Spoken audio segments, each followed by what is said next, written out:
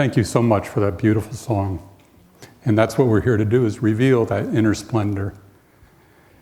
And Reverend Juanita, that was a beautiful message that you gave to us. And it was my talk. But I want to start with, today is very special to me in many ways, just the privilege of being here with you all.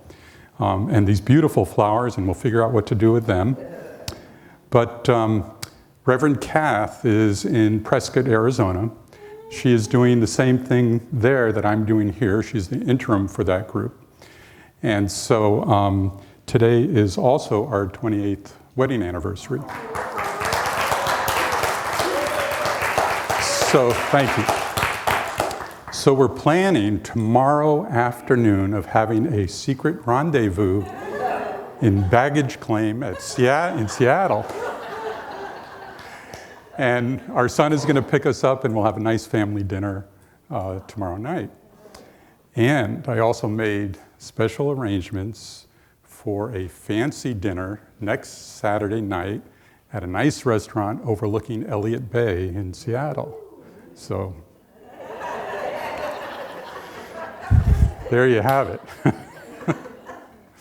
So today I want to talk about I think my talk title is The Great Reawakening. And we hear a lot from the media about the Great Resignation, right? Of people that have not come back to work for whatever reason, whether they're disenchanted with the tone deafness of corporations and our government, or whether they believe that the American dream is out of reach, as many young people feel these days. For whatever reason, all of these things are happening, and a lot of people are resigned to this continuing. And I'd like to take an opportunity to think about this, because in every crisis there's an opportunity. And we've talked before about how crisis and uncertainty is a generative force. It creates something new out of itself. And as Wayne Dyer said, if you change the way you look at things, the things you look at will change, right? And so instead of the Great Resignation, maybe we're looking at a great reawakening. And that's a very different perspective. What's happening is, with the awareness of all the things that have changed and happened, people are being encouraged to look at their lives differently. I know with the parents that have had to be at home with the kids and Zoom and changing everything, that it's really put a strain on families, and yet at the same time it's opened up possibilities. The people that aren't going back to work, many of them are creating new jobs, new businesses.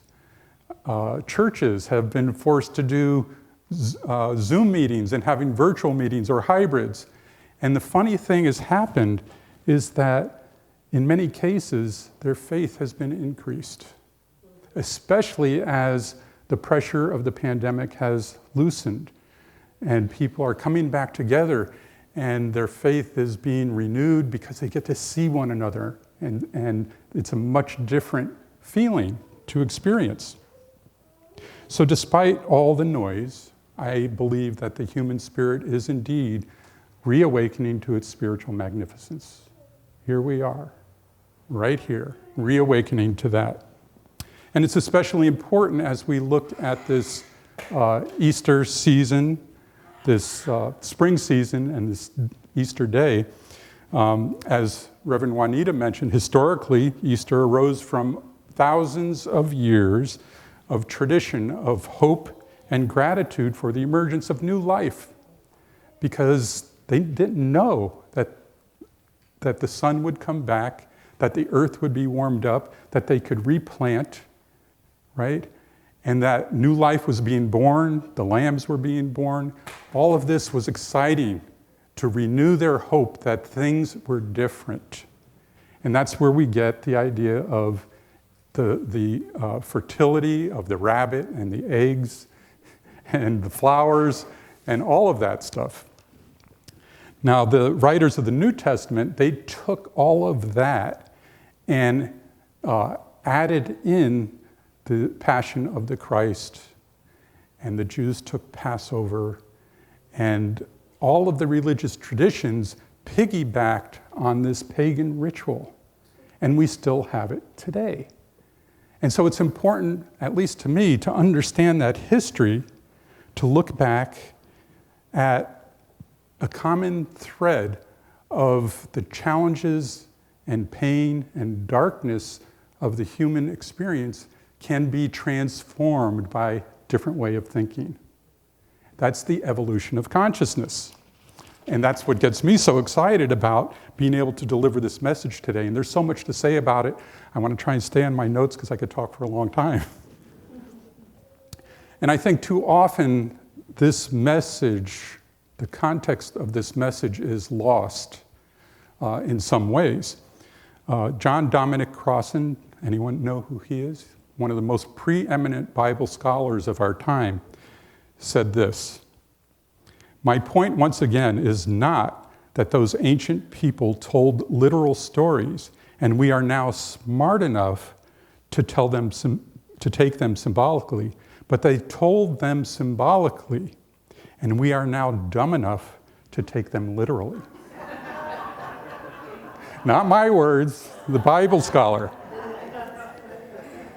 And you know, to me, it's if you take it too literally, then symbolically you're missing the message of the ages, that there is hope and promise in thinking new, in the evolution of consciousness.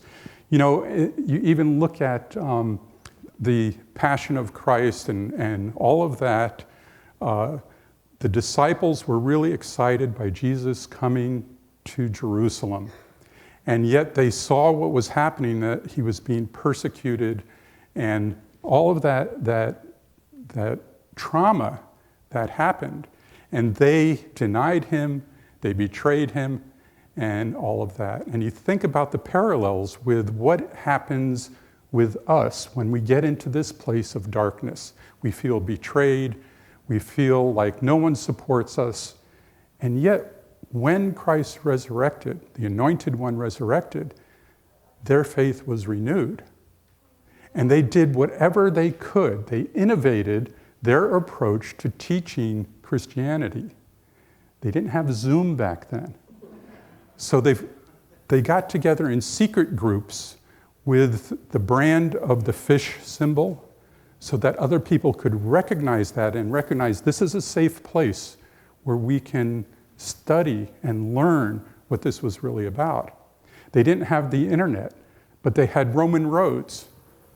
For that time, that was like the internet because they could spread the message easily by traveling on the Roman roads. So this idea of innovation and creativity was part of the hallmarks of this idea of resurrection and new life. And that's what's going on for us as well. So I'm not so concerned about those who take it literally as I am about the people that have no knowledge of what this is about, no context, no ability to make sense out of flowers and bunnies and Easter eggs and a guy being nailed to the cross. I mean, it just doesn't conflate unless you grew up in a religious tradition of some sort. But I'm thinking of millennials, Generation Z. My own son was born in 1998. And try as we might, you know, he's a preacher's kid, so anything that goes in just slips through. He's better now, and he does accept some of what we talk about, but he's got no context to place it in with his friends, some of who are Jewish and just blow off all the ritual, you know. So these young people have no way of really understanding how important it is, especially when they're facing challenges in their life, that there is a way forward to think differently and experience something differently. And so it's up to us to really move into that place of teaching. Not necessarily the beliefs of science of mind, but building the hope and possibilities that people have gone through these challenges before, and there is a way through it.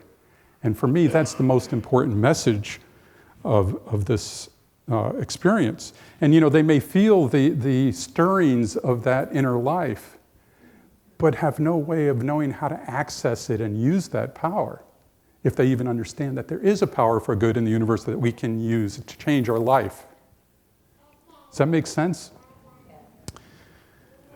So in those 24 years now that my son has been around, he's experienced, from the age of 3, 9/11, the constant wars in Afghanistan, all of the brutality that we're now seeing, the pandemic, all of this, which creates a heaviness of heart and a hardness of head, right? A heaviness of heart because we just can't deal with all of this change and this, the hardness of head is all the brutality that is rationalized and justified in the name of peace. I mean, it's just, so these kids are in this place, and we are in this place of having this heaviness of heart and this hardness of head that justifies all of these actions that people are taking. And this is nothing new. Is anyone familiar with the Romantic era in literature? Well, those people were challenged by the emergence of science and the rigid thinking of science that was diminishing any idea of imagination or desire.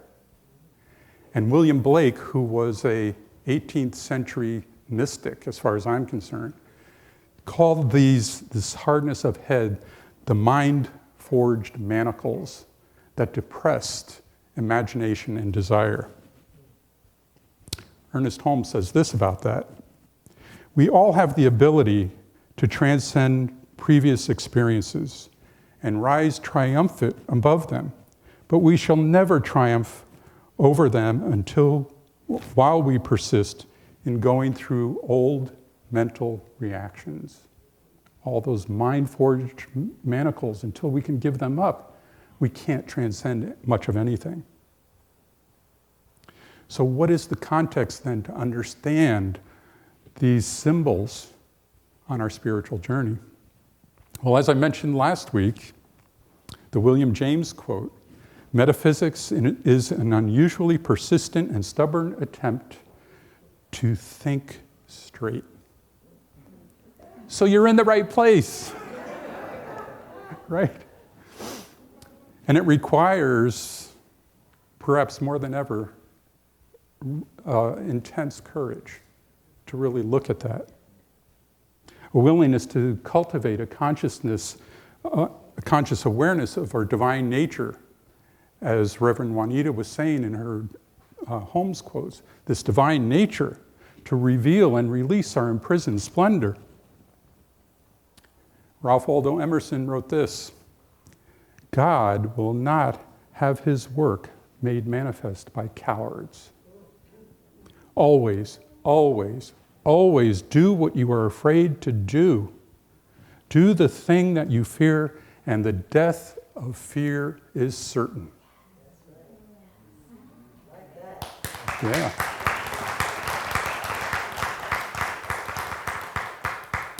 So as interim, I've been working with you all and with leadership every week to build your confidence, your courage, and to expand our imagination to create a consciousness of thriving, not just surviving, right?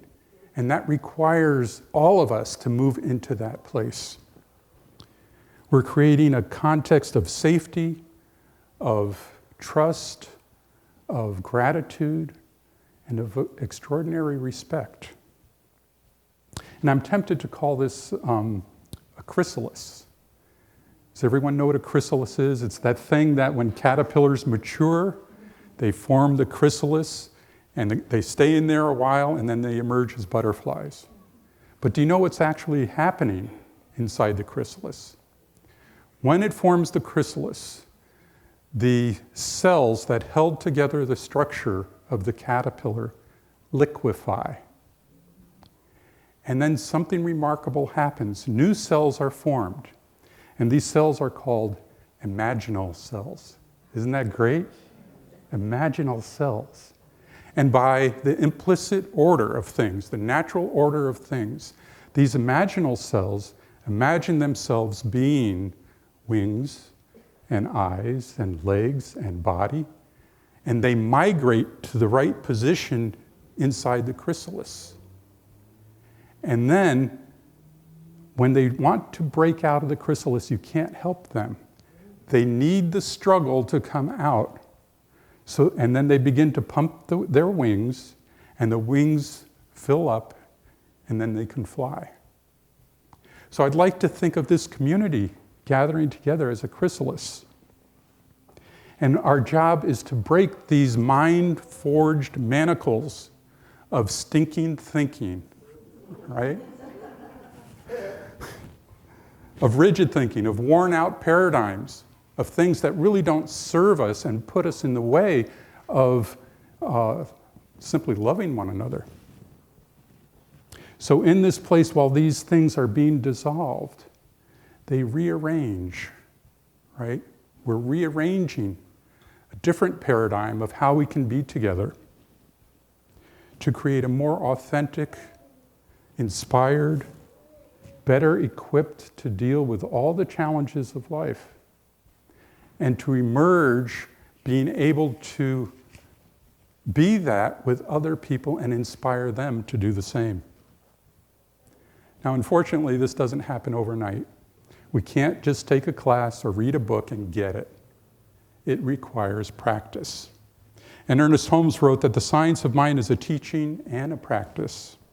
If we wish to rise up, we must practice rising up. If we wish to reveal the spiritual truth, then we must practice revealing to ourselves the things that are unlike spiritual truth. So you can see that this takes a lot. It takes daily discipline. I think Reverend Juanita was speaking to that in the quote that she used. Daily, to commune with me, to ask those questions of me, to take me as your guidance. Not me, but the imprisoned splendor, the divine intelligence within me.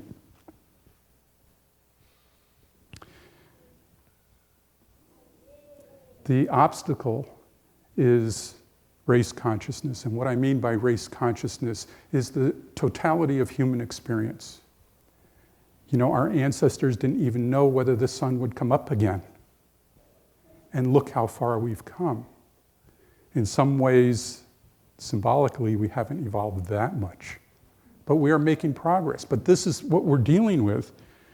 You know, and it's easy to have a sense of overwhelm when we see the brokenness or the apparent brokenness of humanity. But it's in that awareness that the awareness of that inner splendor really matters. We've got to know that it's there. And we can only know that through practice. Anyone here a fan of The Hobbit and Lord of the Rings? Saw a few hands go up. So The Hobbit is the prequel to Lord of the Rings. So in the Unexpected Journey, I think it's called, the story of Bilbo Baggins, who was a hobbit, he was recruited by Gandalf, the wizard, to go on this perilous journey. And, you know, the hobbits are small. And Bilbo was a kind, innocent person. And so he agreed to go with Gandalf and the dwarves to find the homeland of the dwarves. And so on the way, they had a lot of, you know, violent experiences, if you have the movie, very violent experience with these characters. And they sensed that there was a deeper darkness underneath. So they finally made it to Rivendell, which is where the elves lived. And there, Gandalf was called on the carpet for undertaking this journey and expressing that he sensed a deep darkness that was happening. And he was challenged by the elf king and Saruman, who was a wizard as well as Gandalf, and he had a very bad next chapter. But Galadriel, the queen of the elves, took Gandalf aside and said, "What is it with this halfling, this hobbit? Why did you pick him to come on the journey?" And Gandalf said, "Well, Saruman believes that only a great power can keep evil at bay. That's not my experience. What I have found is that the small things that ordinary people do every day, the loving kindness and the coming together, really make a difference." Why did I choose Bilbo?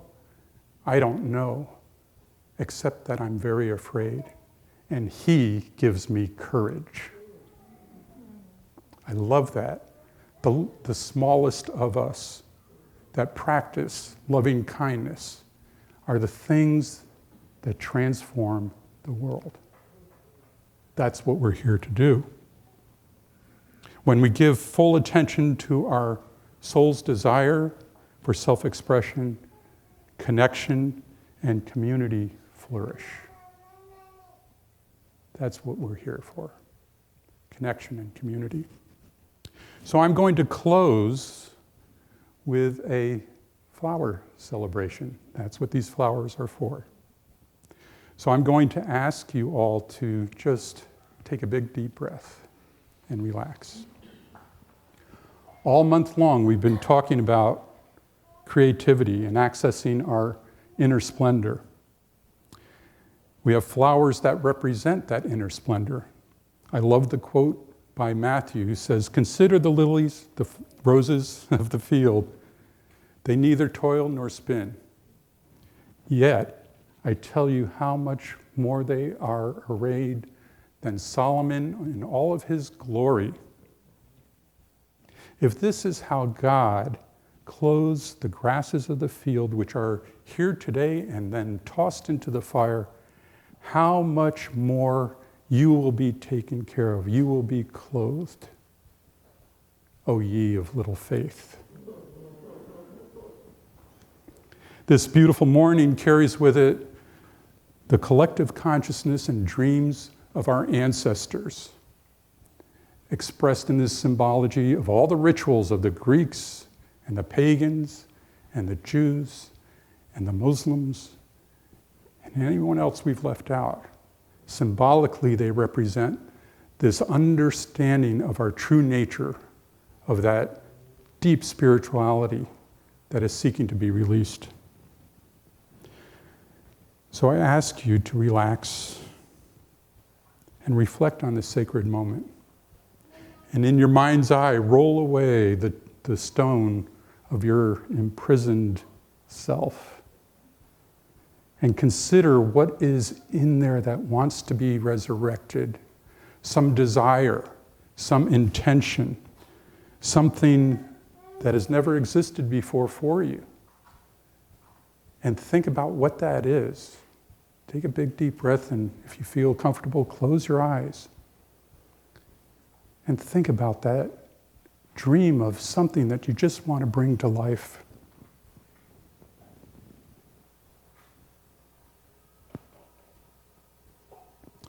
And so I'm going to invite you, when you have that in your mind's eye, is to come forward, and we'll form a procession down the middle aisle. Come forward and choose the flower, or let the flower choose you, which speaks to this thing inside of you that wants to come forward and be expressed, that just fills you up with the possibility of what you can really become. So we'll take a couple of minutes to do that, and this gift that you're going to bring to life, and as soon as Rachel starts, I invite you to come forward and pick a flower.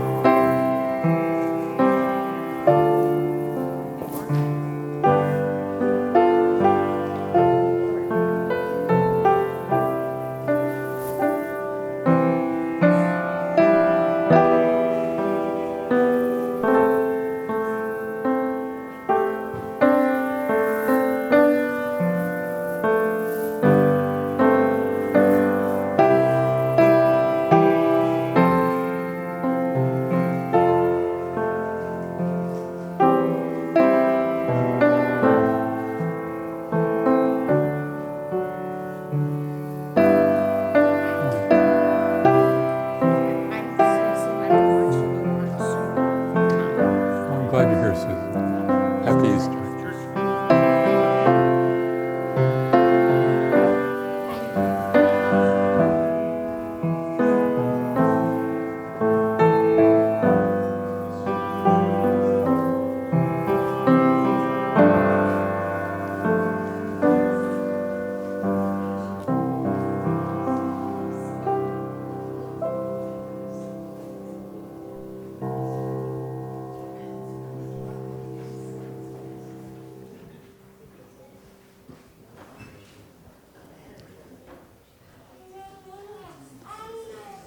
So you all have your flowers as a reminder of this commitment that you've made to yourself today, to bring something new out of yourself.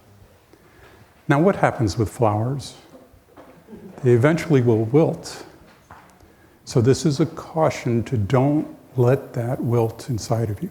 Maybe turn them upside down and dry them so that they stay, as a constant reminder of that inner splendor that wants to be released. You're beautiful and wonderful, and so am I, and so it is.